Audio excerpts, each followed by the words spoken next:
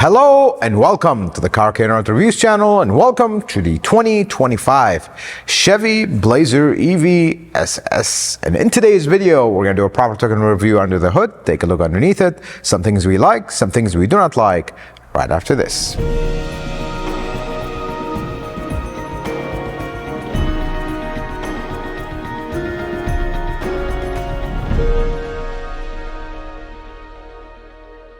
Let's start our technical review under the hood. Now, here's something interesting about this car. This has GM's new BEV Heat 2.0 system, thermal management system. I mean, things are looking very good here.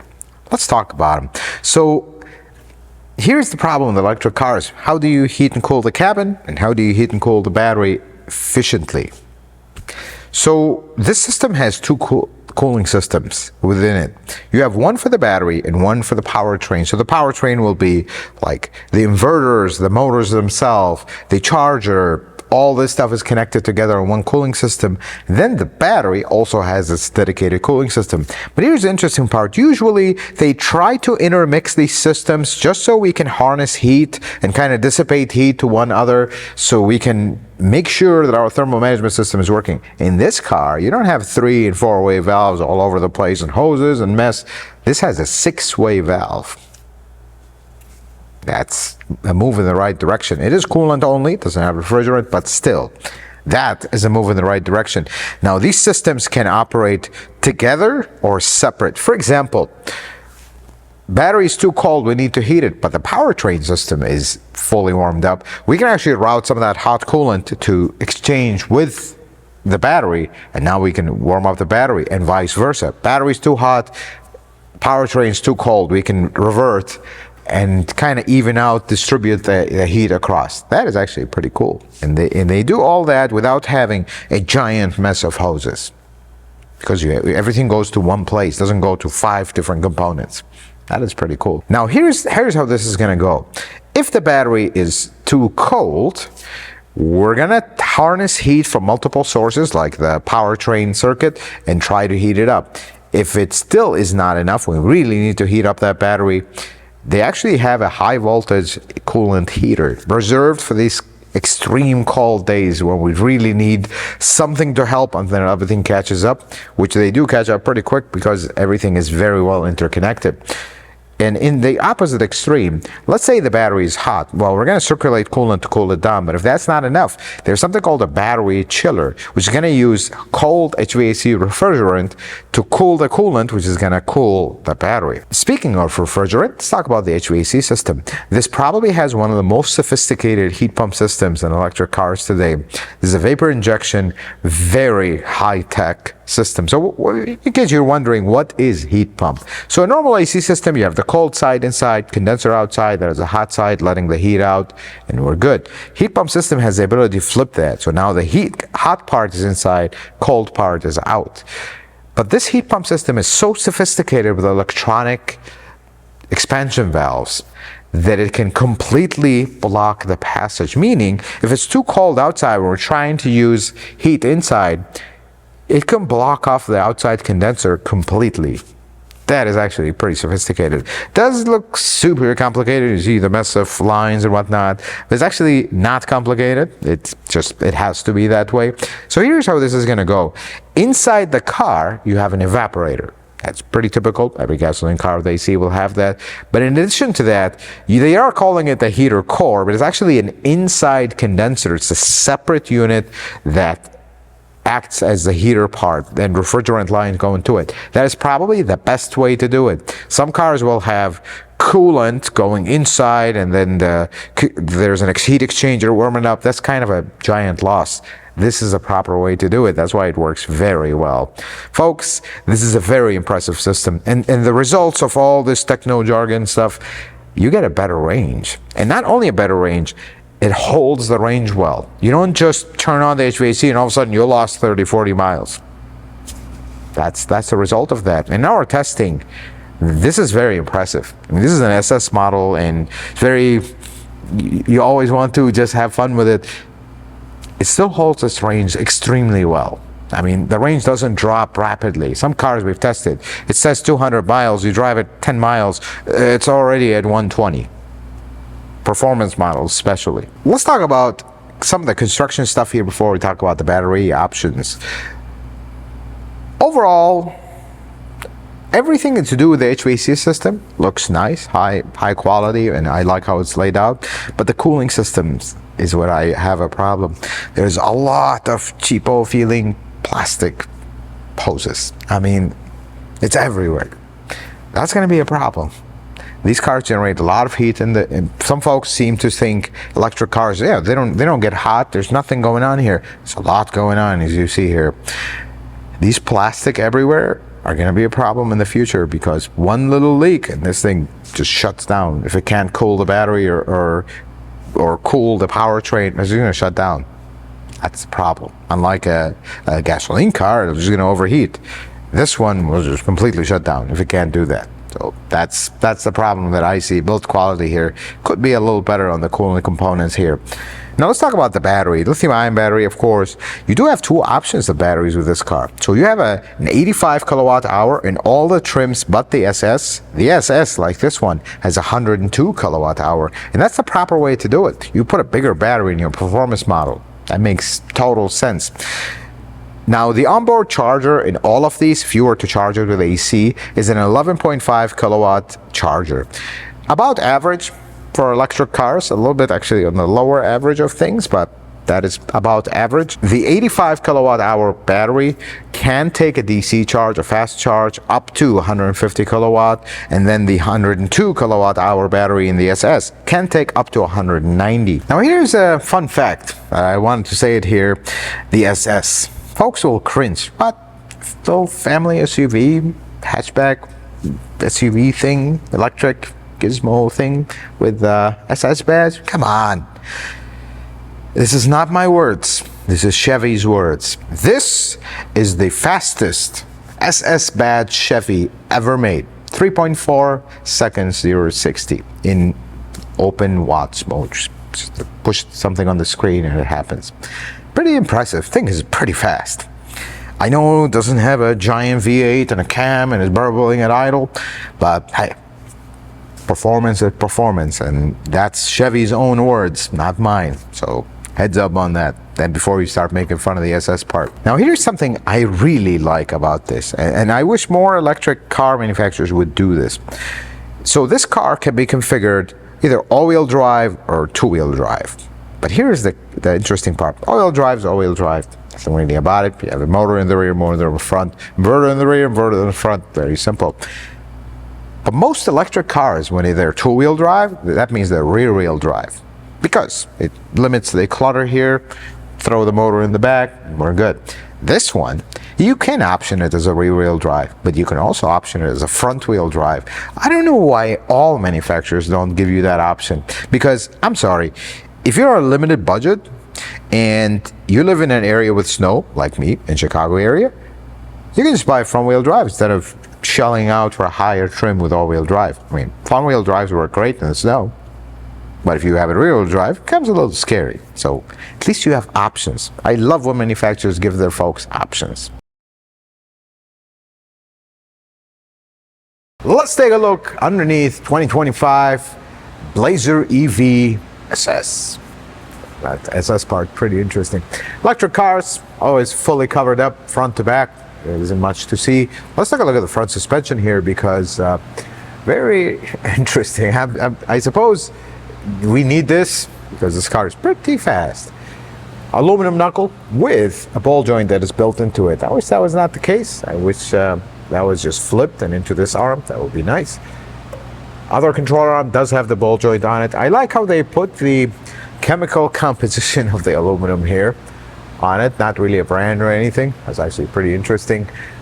Aluminum tie rod that we're starting to see in the auto industry as well. If you look all the way at the top, a very confidence-inspiring, tiny little separate control arms.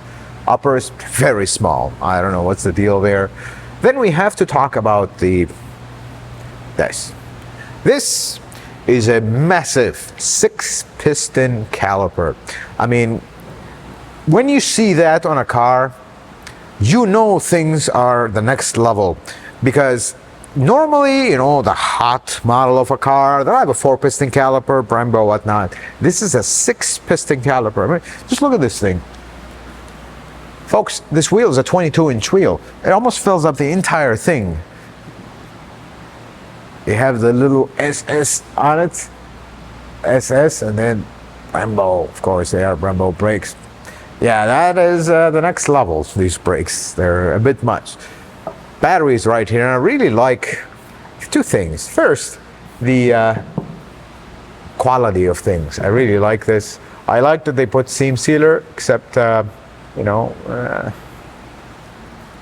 okay. That's okay. Moving past that, let's come to the back here. Everything is fully covered up. This is an all-wheel drive model, so if you look right here, here is our drive unit in the back. And you do have pretty massive axles with this style boot. Pretty interesting. They're doing that a lot in the auto industry lately. You do have an aluminum knuckle, multiple steel arms. One of the top arms is aluminum. Then you have rear brakes with the integrated parking brake.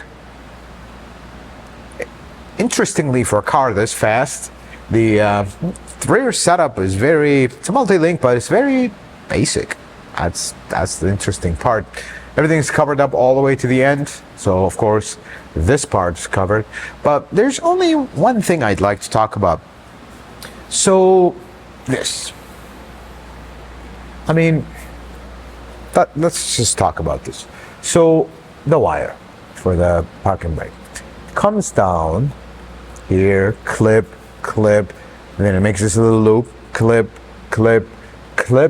and then mysteriously turns around and goes back here. So why didn't we just run it with the brake line? Consumer advice for car engineers. Save your company, I don't know, a foot of wire or something.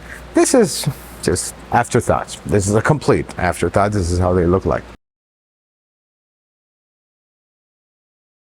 Let's take a look at the Blazer EV SS. That SS part I can't get over. So the front. If you look at a regular Blazer EV, it is okay. It's just one of those cars that blend in the background and you never think twice about it.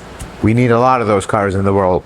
This one, on the other hand, there's something about it. I guess they are the same company, but it takes something from the Camaro.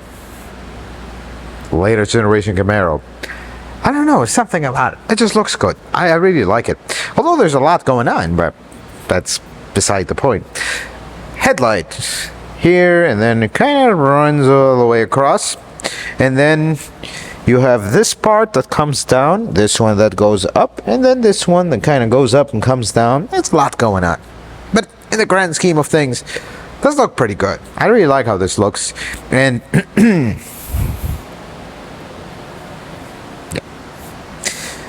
I guess we couldn't put this right here. It's very cool, kind of sunken in. It was too much to attach it here. It's okay. Hood, on the other hand, it has this line. Some other manufacturers have had this line that continues. It is actually pretty cool. This gives it a very distinct look. We come around the side here. You do have some details. You have this thing, which on the other side is actually the charge door. We'll look at that in a moment. This is the best part.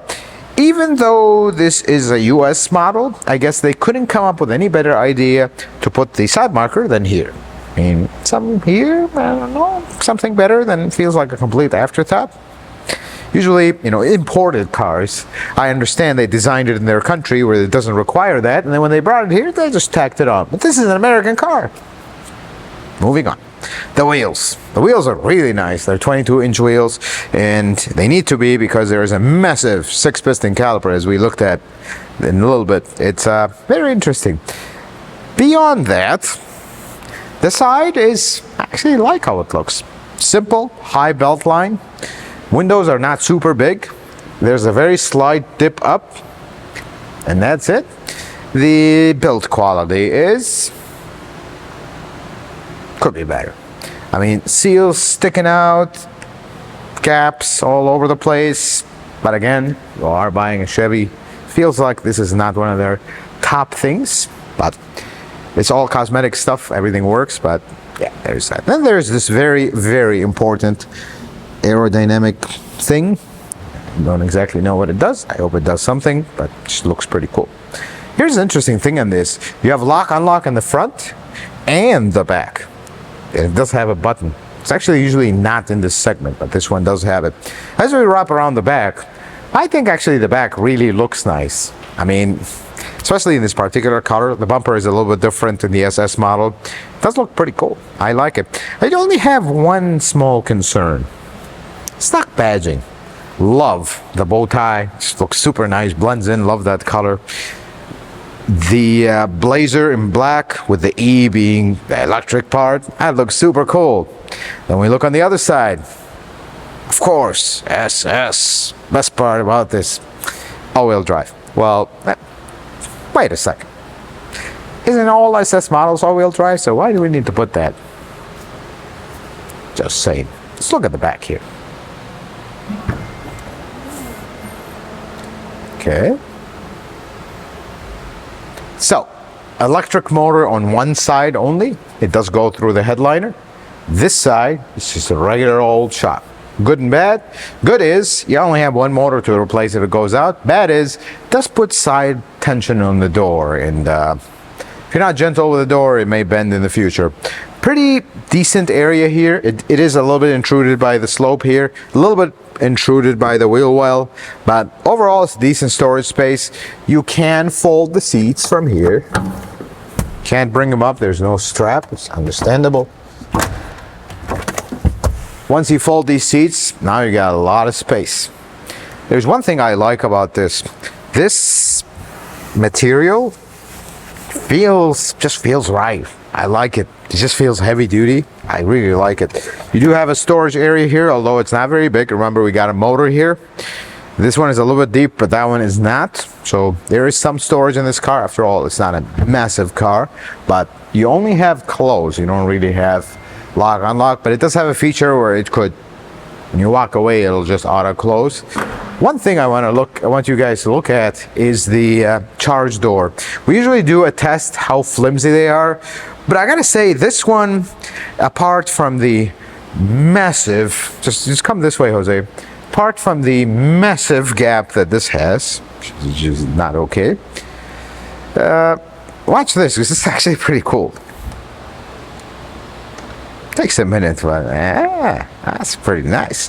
You do have regular charge, fast charge, and the door is, yeah, this one is extremely, okay, let's not keep doing that. I feel like I'm gonna break it. Extremely flimsy, just like all of them. This, though, has a very cool, dramatic opening. One of the things that really don't matter. Man, that gap, every time I open this door, this gap's getting worse and worse. I feel like there's something wrong. Let's just leave it at that. Let's take a look at the interior of the Blazer EV SS. To sum it up, here's what we have here. We have some very good things. We have some good things. We have some bad things. We have some very bad things. Let's start from the beginning. Start with the positive stuff. The very good things.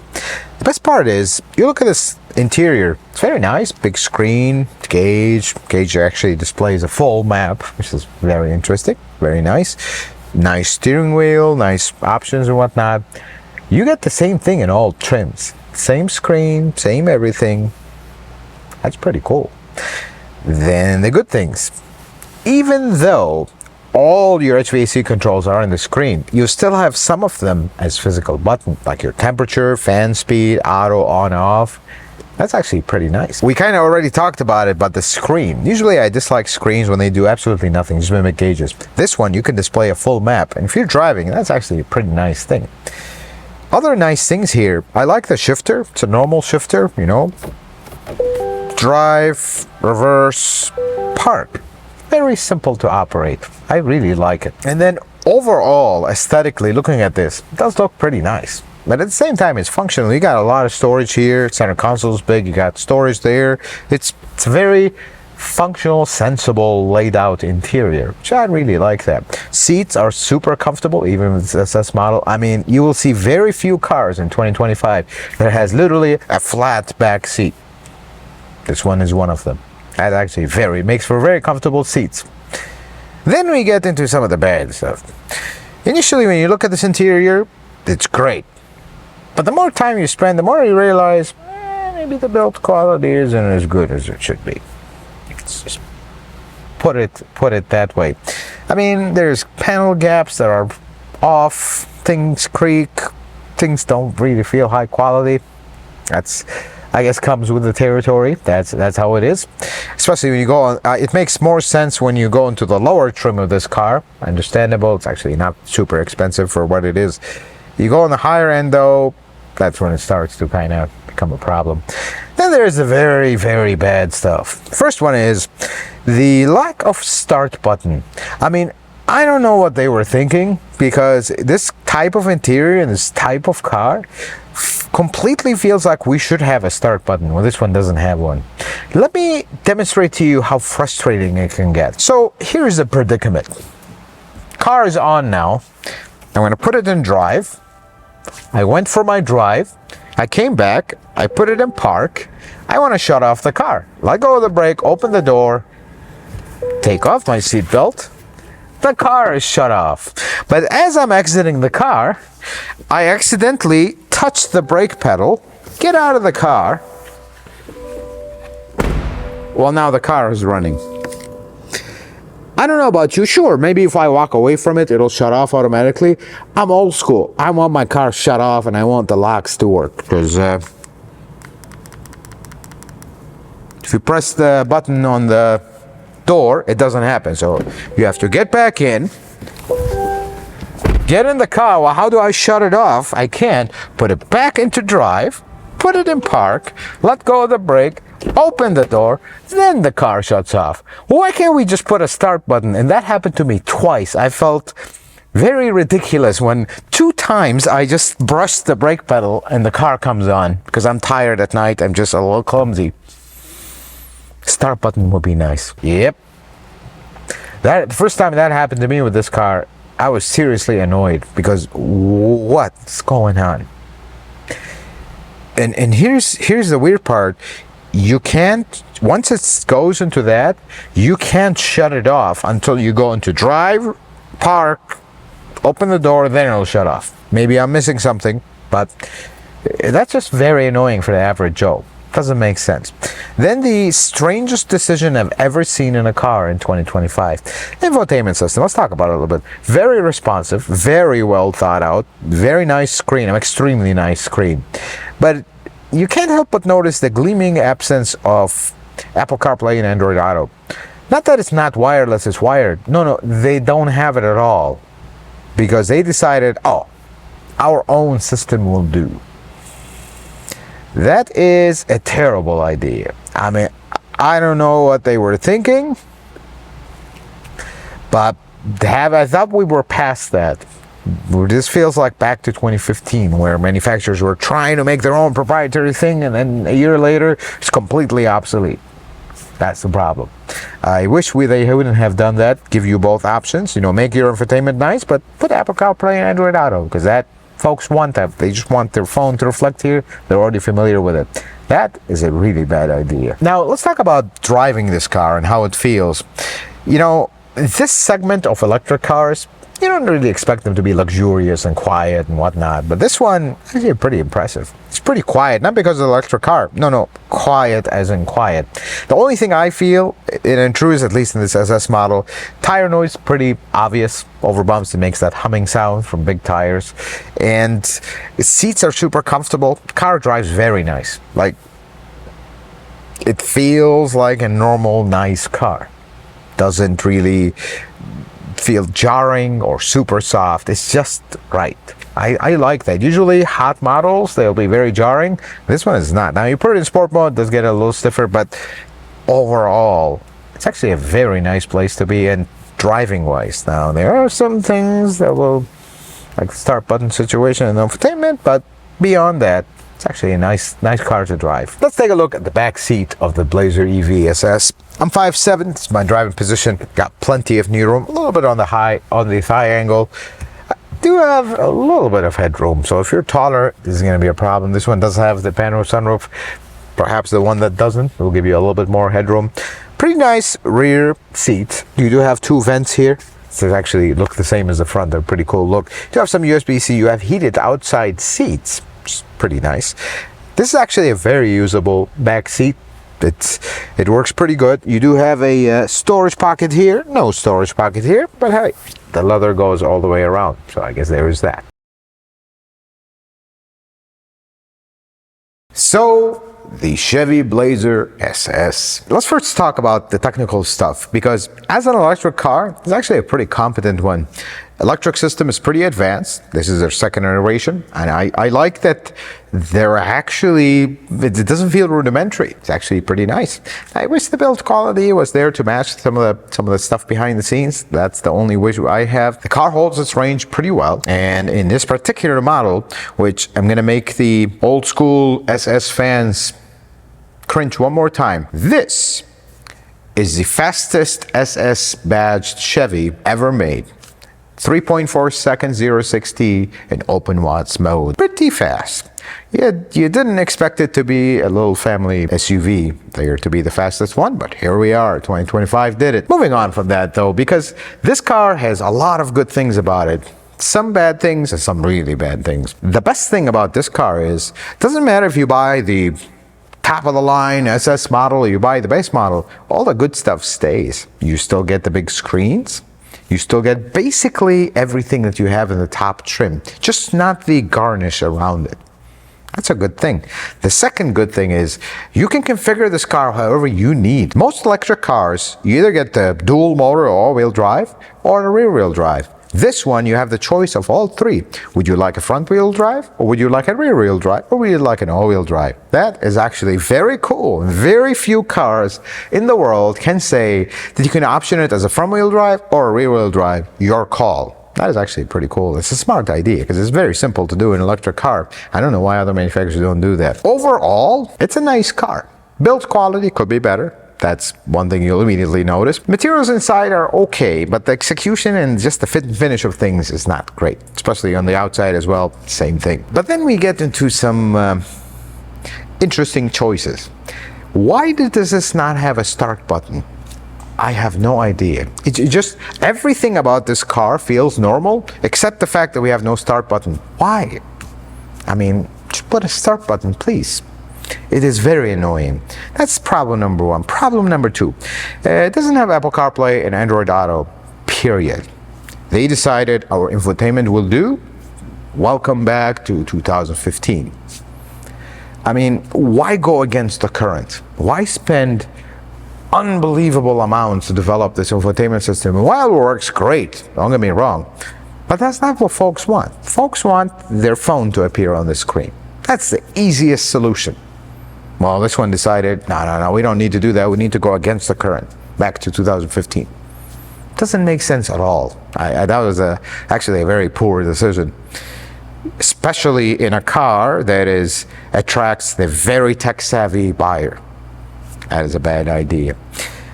Folks, this one is going to be interesting because if you are looking for an electric car that is competent and you don't want to buy a Tesla, this should actually be on your radar. Battery warranty is long, and it actually, other than the start button, feels like a normal car. It's a normal shifter. It's Chevy. It's pretty fast if you buy the SS. And if you go with the base model, I mean, the price is not terrible, and you still get all the good stuff about you expect in a high trim. Big screen, the gauge, everything else. It's actually a pretty cool package. But let's talk briefly about the SS model. So the range for this one is just over 300 miles. In our testing, real world, I mean, you buy the SS model, you're not gonna drive it very conservatively because it's very fun to drive. The reality is you're likely gonna get around 250 miles, but even with that, and even with this being the SS model, and you're very tempted to always have a little blast here and there, it still holds its range very well, and that's thanks to the electric system that is mature. 6-way valves, things are not all over the place, but the quality could be better.